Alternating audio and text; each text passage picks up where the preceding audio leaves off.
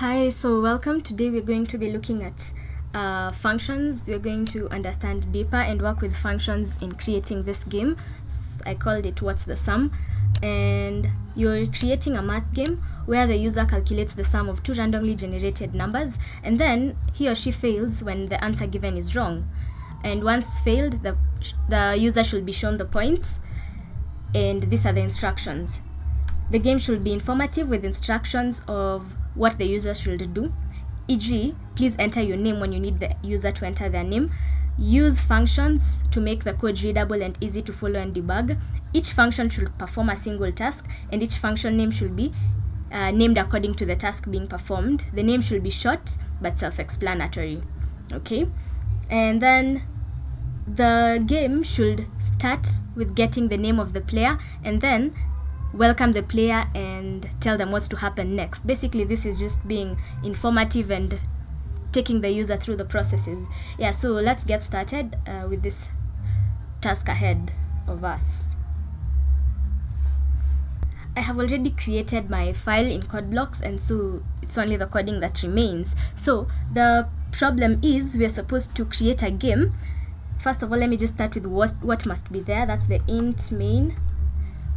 Remember, every C++ program must have this function, the int main function. So even as we discuss function, of course you must have understood one thing, that there is a main function and it should be there in every C++ program. Yeah, so this is the entry point. This is where when your code runs, this is where it gets started from. Now, let's get started. So let's first start with, the game should start with getting the name of the player and then welcome him or her and tell them what's to happen. Yeah, so let's start with that. Okay, so that's the std. Okay, I prefer using std instead of using namespace at the top, so we'll just use std. Cout.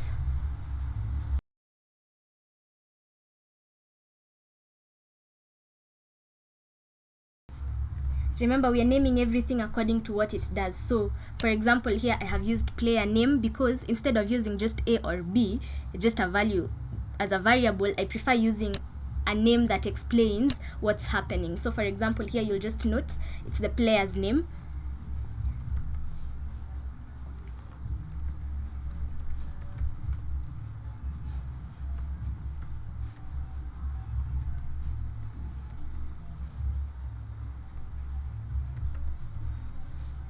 Also, I'm using getLine, okay, which gets the whole line. You will notice if you use, for example, here, if I just comment this for a while, or let me just get them both. If I use stdcin to get this value, let me just show you what will happen. Player name. Okay. So if I use stdcin and then just output the value,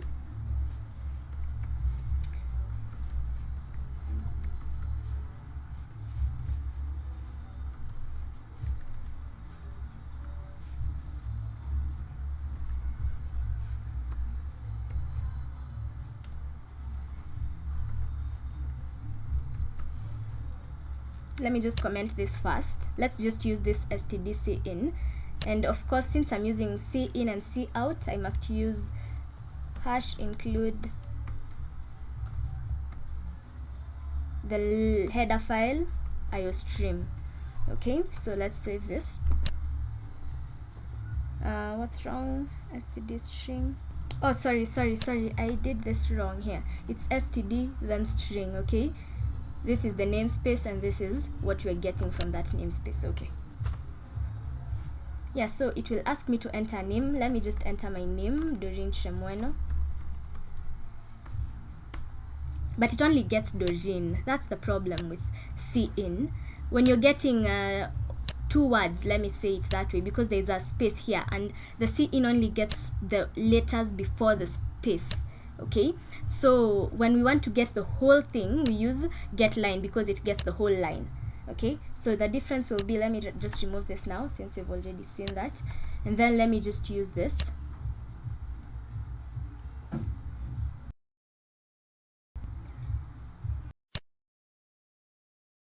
So when we run it, Let me just use the same name I used before. So it gets the whole line. So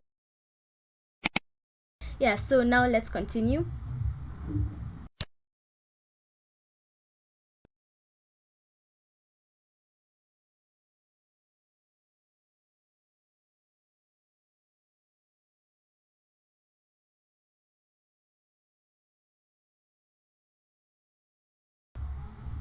Let's make a function, number of quiz, and it will return the number of questions that this user wants to return type, and then number of quiz. Now remember, we're naming them according to, but also the name should be short but explanatory, self-explanatory.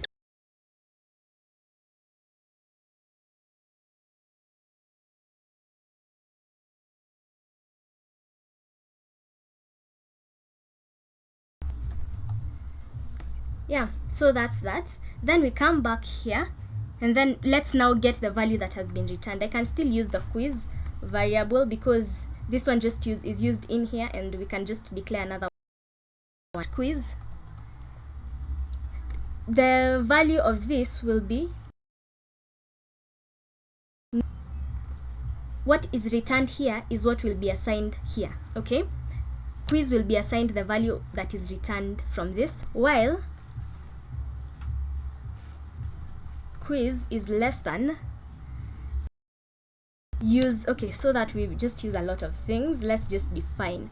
This is a constant, so I can have a constant minimum quiz, okay, and define it as 10. So the minimum number of quiz should be 10, and then here we say if quiz is less than minimum quiz, what do we do? Again, okay, we run this function again and get quiz, run this function again and get to reassign.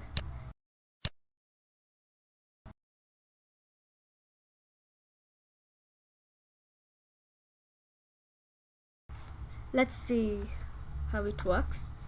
Okay, how many questions do I want? Let me say 5. Okay, let me say 2. Okay, 10.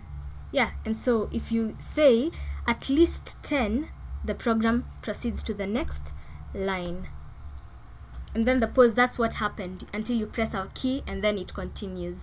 Yeah, so that's working well. Okay, so now let's proceed to the game. We have to have a random generator. So in C++, we have this thing called rand, which generates random numbers. First, we have to include the header file where it is in hash include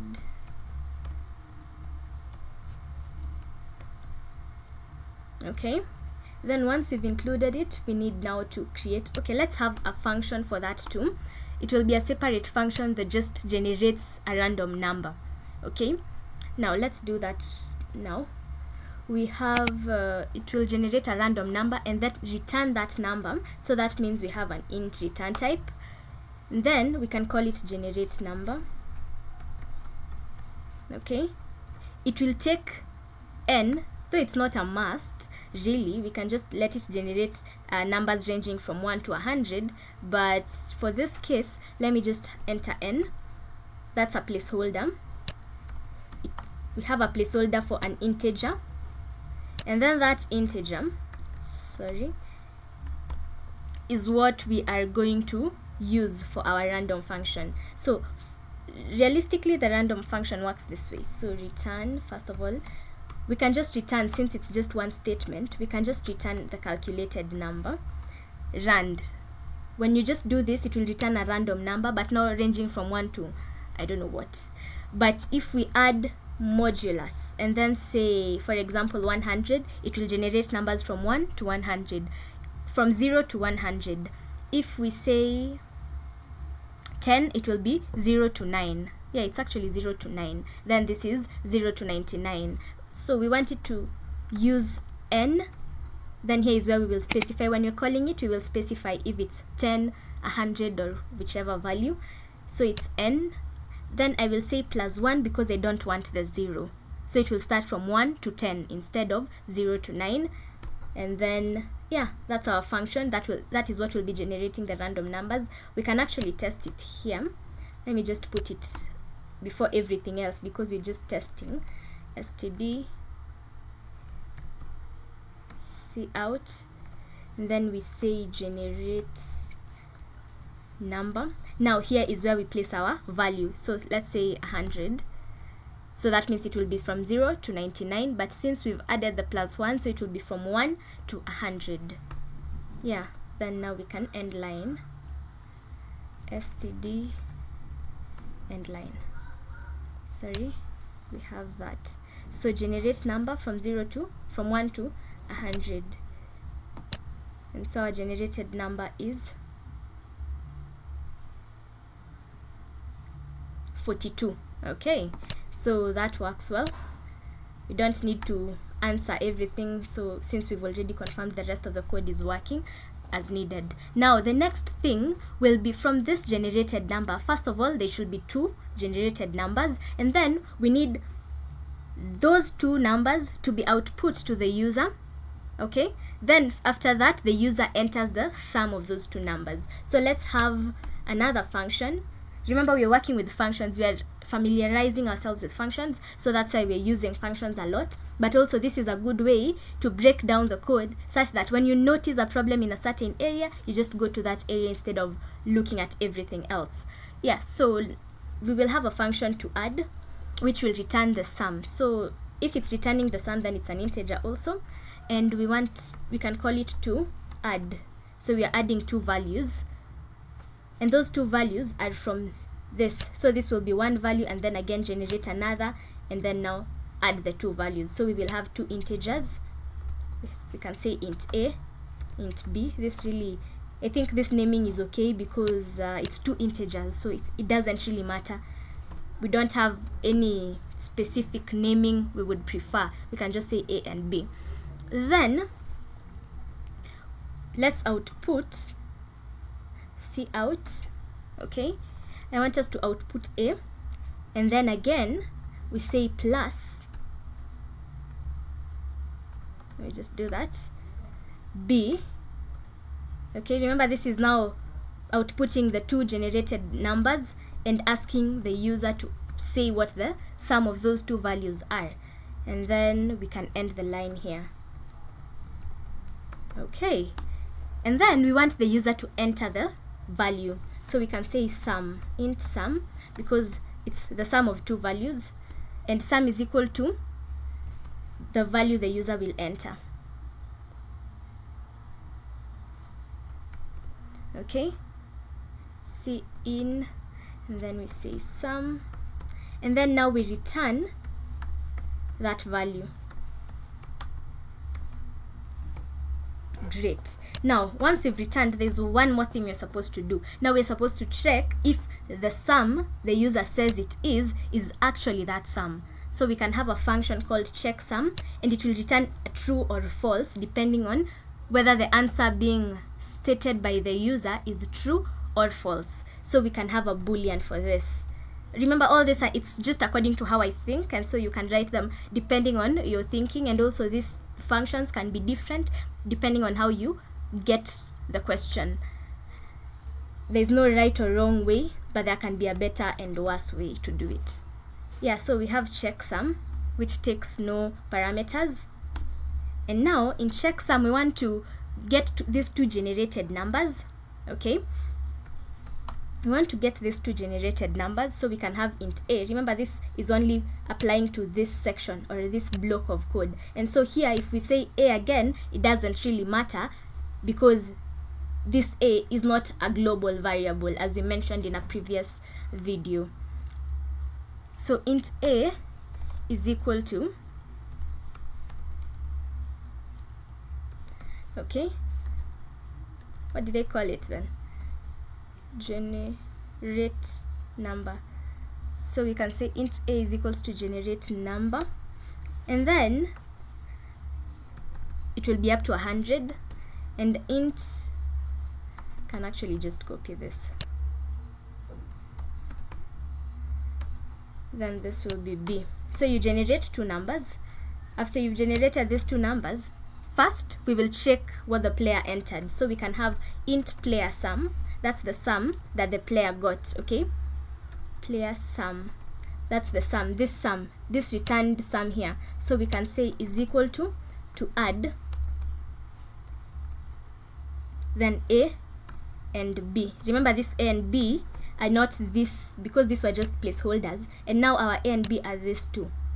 Okay, and so those two generated numbers, we get those, and then we've gotten the sum of what the user entered. Now let's get the real sum.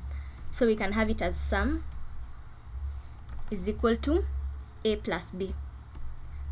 Now this is actually what the sum of those two numbers are, and then now we can return the boolean. Okay, so if sum is equal to player sum, what do we want to do? Return true, because then it means that the answer is correct. Else, if it's not, we return false. Okay, so that's that. So now we proceed to, so we've returned checksum, which tells us whether the answer answered is right or wrong. Okay, so now we come back. What's remaining is for us to use the number of questions. Okay, since we said the user is the one who chooses the number of questions to be asked, we can have a while loop. A while loop loops until the value, a certain condition is satisfied. So we can have integer, any loop actually loops until a certain condition is satisfied. Integer, and we can say this is int I is equal to 0. This is just a counter, so it doesn't really matter the naming. And so we come here and say while I is less than quiz, because the user already chose the number of questions they want to be asked. And also we want to confirm that while every answer given is correct, because we've already stated at the top there that we have, let me show you here, we've stated it's returning true or false. So if it's false, we want it to stop, even though it has not gotten to the number of questions that this user was supposed to be asked. Okay, or you can choose it continues but does not add a point, but I will choose it to stop at that point. So in not int, it will be now a boolean, because the return type was boolean. So this will be bool, you can say is correct, and we can initialize it to true. Okay, so that means when the program is starting, this is true, but when the user enters a wrong answer, then it becomes false and the program stops. So whichever of these two conditions is fulfilled first will cause the program, this while loop, to return back to the main. Okay, so I've said while I is less than quiz, which is the number of quiz you chose, the user chooses, and then is correct is true. You see, I'm writing just is correct because is correct means while is correct, okay, just as the statement says, while is correct and is correct is true, do this. So the moment is correct will be false, then it will stop. I don't know how I can explain, but is correct, if I just write it this way, is equal to saying is equal to true. Okay, it's equal to this, but since it has the same meaning, I can just leave it at that and it will still work fine. Yeah, so inside it now we say what to happen. So first we've said is correct is changing according to checksum. So when we check the sum and it's true, it continues looping. When we check the sum and it's false, it stops looping. Check is correct, sorry, this is correct first, is equal to checksum. Okay, that's a function, so we need those brackets. Then we also have something, if is correct is true. So we can say also points will be increasing, since we mentioned for every answer, for every question answered correctly, you get a point. So we can have also points here. Let me just add it here and initialize it to 0.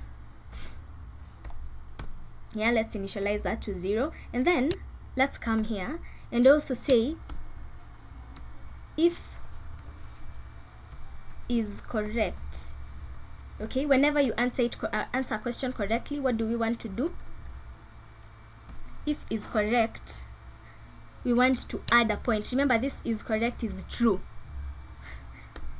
and it's the same as is correct is equal to true, or is equal, yeah, this is equal to, not the one is equal to, which is assignment. So if is correct is true, what do we want? Add a point.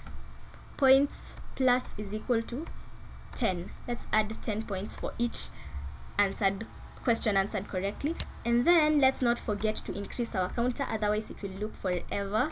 So we've increased this counter, and that's that. And so lastly, we can have a statement that says, when we've checked everything, okay, once you've failed or you've answered all the questions you were supposed to be asked correctly, let's now tell you what your accumulated points are. So finally we say std cout. We can say the player's name first. Yeah, that's, I think it's courtesy or something. Then we say can say something like your accumulated points are, and then we now say the points which have been added as you answered the questions. Okay, and then you can say here points and std end line. Yeah, so I think that's that for our code. Let's save this and run it and see what we get. So my name is Doreen Chemueno. So I'm told welcome, yeah. Then I say 5, let's say for example, oh sorry, I'm supposed to answer, let's say 15. So that's 110, that's 36, that's 138. So I've failed that last one. So Doreen Chemueno, your accumulated points are 20. Press any key to continue, and it exits. So that's that. That's why we have the system pause. We can actually remove this and see what happens. Let's run it. In some instances, it will automatically just close the page, the console, and therefore that's not really a good thing.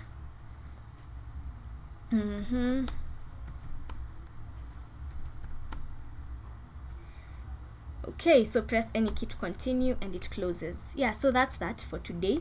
We have worked with functions, while loops, and different variable types, and also the in, out. Yeah, I think you appreciate different things about functions. We have placeholders, that's parameters. We have the return type. It can be void. I don't know if we've used any void anywhere, but it can be void if there is nothing to be returned.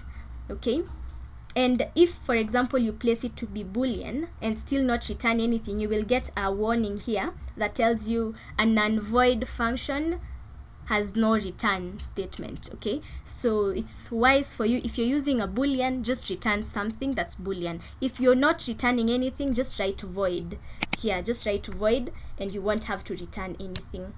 Yeah, so let me return this to boolean, save it. That's that for functions. I hope it was interesting. For any questions, please just tell me. Yeah,